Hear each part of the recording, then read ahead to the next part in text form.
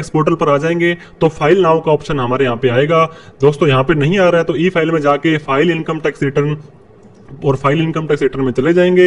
Assessment year हमें 23-24 select करना है। सेलेक्ट जो मोड है दोस्तों वो हमें ऑनलाइन करना है और कंटिन्यू पर क्लिक कर देंगे। पहले आपने कभी भरने की कोशिश की थी तो रिज्यूम फाइलिंग आएगा, अदरवाइज स्टार्ट न्यू फाइलिंग पे हमें क्लिक कर देना है। इंडिविजुअल सेलेक्ट करने के बाद कंटिन्यू कर देना है। ITR 1 का फॉर्म सेलेक्ट कर लेना है, प्रोसीड विद ITR 1 चले जाएंगे। लेट्स गेट स्टार्टेड पर क्लिक कर देंगे। अगर आपकी इनकम 2.5 लाख से ज्यादा है तो पहले वाले को क्लिक कर लेंगे, अदरवाइज अदर्स में क्लिक करके हम कंटिन्यू कर देंगे। अब हमें दोस्तों कुछ डाटा ये प्री फिल्ड पहले से ऑटोमेटिक आ जाएगा। 1 2 3 4 5 चीजें हमें यहाँ पे भरनी है। पर्सनल इन्फॉर्मेशन के अंदर नाम, डेट ऑफ बर्थ वगैरह, एड्रेस वगैरह काफी सारी चीजें आपकी ऑटोमेटिकली फिल्ड होकर आ जाएगी। ये देखिए कुछ चेंज करना चाहते हैं तो एडिट कर सकते हैं। इसके बाद में दोस्तों नेचर ऑफ एम्प्लॉयमेंट आपसे पूछा जाएगा। आपकी सैलरी की इनकम आती है नहीं आती है, लेकिन फिर भी आपको सिलेक्ट करना पड़ेगा। अगर आपकी पेंशन है, स्टेट गवर्नमेंट है, सेंट्रल गवर्नमेंट है, उसके अकॉर्डिंग सिलेक्ट करेंगे, अदरवाइज अदर्स पे क्लिक कर देंगे। 139(1) पर क्लिक करेंगे। 31 जुलाई के बाद भरेंगे तो 139(4) पे क्लिक करेंगे और भरी हुई रिटर्न को चेंज करना चाहते हैं तो 139(5) पे क्लिक करेंगे। न्यू टैक्स रिजाइम में जाना चाहते हैं तो यस करेंगे, अदरवाइज सिंपली नो पर क्लिक कर देंगे। और आपका बैंक अकाउंट यहाँ पे नहीं है तो दोस्तों आपको ऐड कर लेना है और ऐड करने के बाद एक अकाउंट को सेलेक्ट फॉर रिफंड जरूर करना है। ऐड अनदर पर क्लिक करके सारे के सारे अकाउंट ऐड कर सकते हैं, फिर हमें कन्फर्म पर क्लिक कर देना है। ये देखिए दोस्तों पहला जो हमारा था टॉपिक पॉइंट था वो बिल्कुल कन्फर्म हो गया है। अब ग्रॉस टोटल इनकम जो ITR की हर्ट होता है, हृदय होता है, इसके ऊपर दोस्तों एक क्वेश्चंस पूछेगा, आप स्किप भी कर सकते हैं और कंटिन्यू भी कर सकते हैं।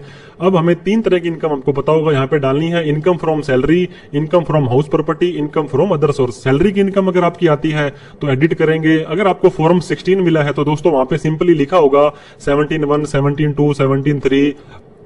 तो लेट्स सपोज अगर हमारी दोस्तों 2,50,000 रुपए की सैलरी की इनकम है तो हम यहाँ पे डाल देंगे 25 लाख रुपए की जगह 2,50,000 रुपए अगर हमारी सैलरी की इनकम है।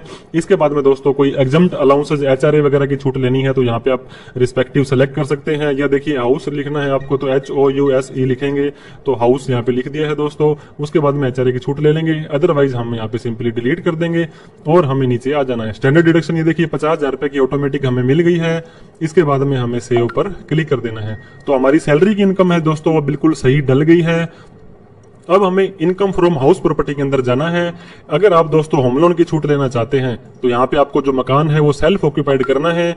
अगर मान लो आपको 50,000 रुपए आपने ब्याज की छूट दी है, मतलब होम लोन के ऊपर इंटरेस्ट पेड किया है दोस्तों 50,000 रुपए, तो आप सिंपली यहाँ पे क्लिक कर देंगे और उसके बाद में ऐड पर क्लिक कर देना है।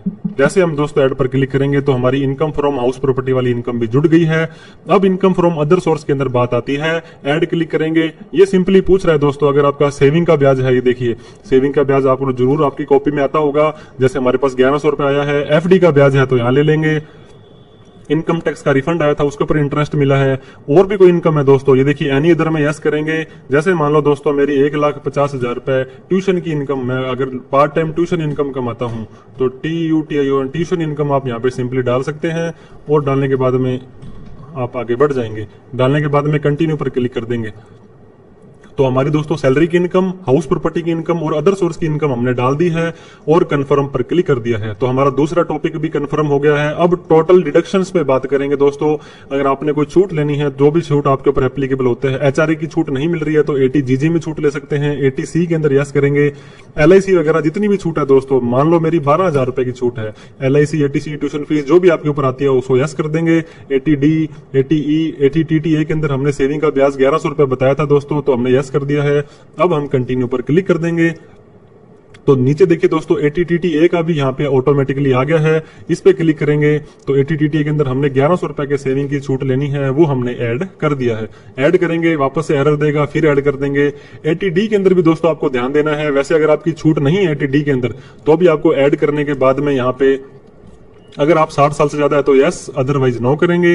नीचे आपके पेरेंट 60 साल से ज्यादा है तो यस, नहीं तो नो करेंगे और ऐड पर क्लिक कर देना है। तो ये बाद में आपको एरर देगा दोस्तों अगर आप ATD वाली छूट यहाँ पे नहीं लेते हैं या डालते नहीं है उसको यस नो को। अब हमने कंफर्म कर दिया है तो 3 ऑप्शन हमारे पास कंफर्म हो गए हैं। टैक्स पेड के अंदर दोस्तों हमारा सैलरी पर किसी ने TDS काटा है, अगर यहाँ पे शो नहीं करता है तो ऐड डिटेल के अंदर जाकर के उसका नाम, 10 नंबर और कितनी सैलरी थी और कितना TDS काटा है वो आप डाल सकते हैं। अदर देन सैलरी में किसी ने TDS काटा है तो यहाँ आ जाएगा। टीसीएस किसी ने कलेक्ट किया तो यहाँ आ जाएगा। आपने खुद ने कोई टैक्स भरा था दोस्तों, self assessment tax, advance tax, तो यहाँ आ जाएगा। अदरवाइज कन्फर्म पर क्लिक कर देना है। फिर नीचे आने के बाद में टोटल टैक्स हमारा कितना बनता है, 2.5 लाख तक छूट है दोस्तों। 2.5 लाख से ऊपर वाली इनकम पर 1900 रुपए टैक्स बनता था, लेकिन सेक्शन 87 ये बोलता है 5 लाख रुपए तक आपको जो टैक्स बनेगा वो सारा माफ कर देंगे, तो 1900 रुपए की रिबेट मिल गई है। हमने कन्फर्म पर क्लिक कर दिया है, सारे के सारे हेड हमारे ओके हो गए हैं। प्रोसीड पर क्लिक कर देंगे दोस्तों, तो हमें बोल रहा है आपको पेमेंट करनी है 0 रुपए की। तो ठीक है दोस्तों, रिटर्न प्रीव्यू करेंगे, हम आई के ऊपर क्लिक कर देंगे। नीचे जाने के बाद में प्रोसीड टू प्रीव्यू पर क्लिक कर देंगे, तो हमें ये देखिए भरी भराई रिटर्न हमारी दिखा देगा कि आपने ये रिटर्न भरी है, चेक कर लीजिए। ये चेक करने के बाद प्रोसीड टू वैलिडेशन पर क्लिक कर देना है। हमारी आईटीआर में कोई कमी होगी तो ये बता देगा, अदरवाइज वैलिडेशन सक्सेसफुल हो चुका है। प्रोसीड टू वेरिफिकेशन पे जाएंगे, ई वेरीफाई नाउ पे क्लिक करेंगे। आप अपनी आईटीआर 30 दिन के अंदर अंदर वेरीफाई कर सकते हैं।